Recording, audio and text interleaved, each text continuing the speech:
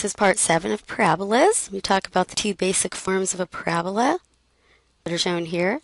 And for the second form, we show how you can find the vertex and axis of symmetry using a formula. And we do that and graph this function, f of x equals negative 3x squared plus 6x plus 4. There are two basic forms for an equation of a parabola written as a function. One, which we've been dealing with, is f of x equals a x minus h squared plus k.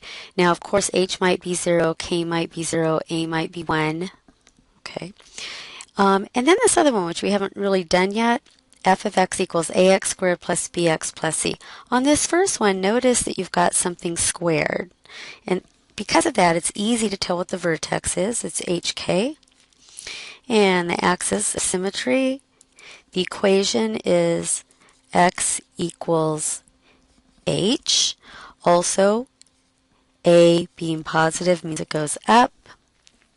Now, for the other one, it's not clear what the vertex is at all.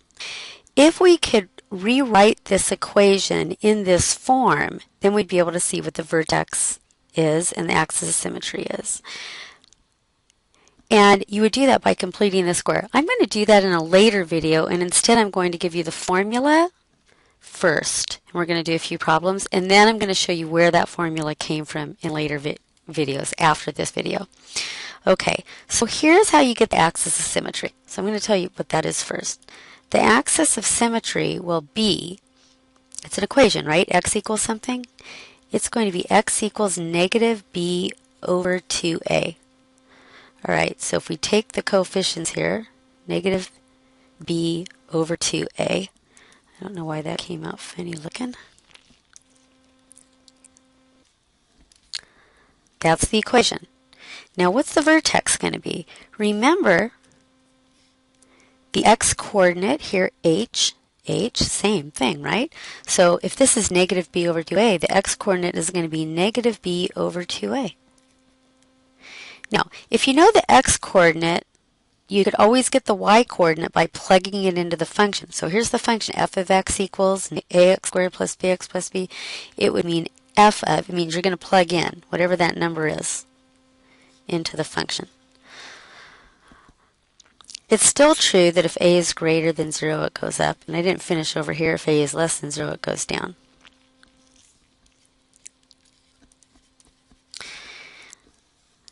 Okay, now where does this negative b over 2a come from? It comes from completing the square again, and I'm going to explain that later. But for now, let's just see how this works if you were given a parabola in this form, ax squared plus bx plus c. All right, let's say you were given this function, f of x equals negative 3x squared plus 6x plus 4.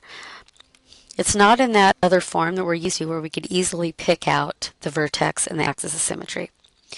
But the a value still is important. Because it's negative 3, this is going to open downward. So it's going to open down. And because a is negative 3, all the values are going to be tripled, okay, as we go down. All right, the next thing is, how am I going to get that vertex? Okay, so a is negative 3 and b is 6, right? For the vertex, or for the axis of symmetry, I'm sorry, you simply do x equals negative b over 2a, negative b over 2a. So in this case, it's going to be negative 6 over 2 times negative 3. Well, that gives you negative 6 over negative 6, or 1. So the axis of symmetry is x equals 1. How about the vertex? The vertex, well, remember what we're going to put in for x? 1.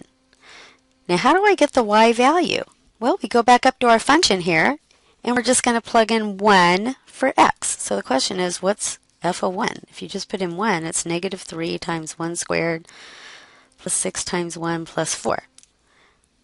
Remember, you could think of that as what's the y value when you plug in 1 for x. So what's that give me? That gives me negative 3 plus 6 plus 4, which is 7. So the vertex is the order pair 1, 7. So we've got our vertex. We've got our axis of symmetry right here. And once you know that, and you know it's going to be opening downward, and it goes 3 times, it goes down 3 times as fast as like if you're doing y equals negative x squared, it's not too difficult to graph. So that's our next step. Let's graph this. And then we'll verify that the order pairs we get on that line really are order pairs of this equation. Another way to do this is to simply just plug in numbers for x and make a chart and then put a whole bunch of dots on your graph. But you do want to know what the vertex is because that's a good starting point. All right, so this was our original equation, and we found out because it's a negative 3, it opens down, and it's going to be, 3 times. It's going to be steep, right? We found that the axis symmetry was x equals 1. The vertex is 1, 7. There's one other thing that's easy to get, and that's the y-intercept. The y-intercept means when you put in 0 for x, it's just going to be that number over here. So in this form, it's easy to see the y-intercept. It's going to be 0, 4. You can also get the x-intercepts, but a lot of times those are more messy. But remember, the x-intercept is when y is 0. So you would set this equation equal to 0 and see if you could factor it. If you can't factor it, then it's not so easy to tell what the x-intercepts are. Okay, so let's see. We've got the axis symmetry over here at x equals 1. Oops. And we've got that the vertex is at 1, 7, so it's right here. Over 1 and up 7, and it's going to go down. But instead of going over 1 and down 1, we're going to go over 1 and down 3. And by the way, notice, hey, right where I wanted, there's my y-intercept at 0, 4, like I thought. Okay, normally we would go, if we were doing y equals x squared, the order pair would be 2, 4, so we would go over 2 and down 4, but we're going to go 3 times as far, right? So instead of going over 2 and down 4, we got to multiply that by 3, over 2 and down 12.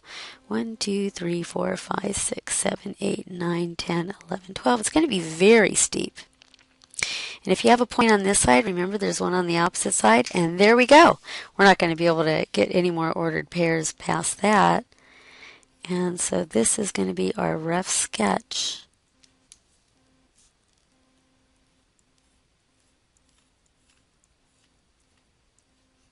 of that. Now, you might not be asked to sketch it. You might just be asked for the vertex point and the axis of symmetry, and that's why it's convenient to know that you could find the axis of symmetry by doing just x equals negative b over 2a. So that's what you want to remember. X is negative b over 2a when it's in this form where you have a, b, and c. Now, of course, if there's no x term, that means b is 0, right? So if it's like negative 3x squared plus 4, well, x will be 0 because you're going to have 0 over something. Right? So that's the graph of this one. I don't have time to do another one on this video because each of these takes quite a while, but go on to the next video, and then eventually I'm going to show you how to do this by completing the square and getting it in the other form. But this is actually easier for more people to simply use the formula x equals negative b over 2a. But I do want you to at least know where it came from. It's not magic. I didn't pull it out of a hat.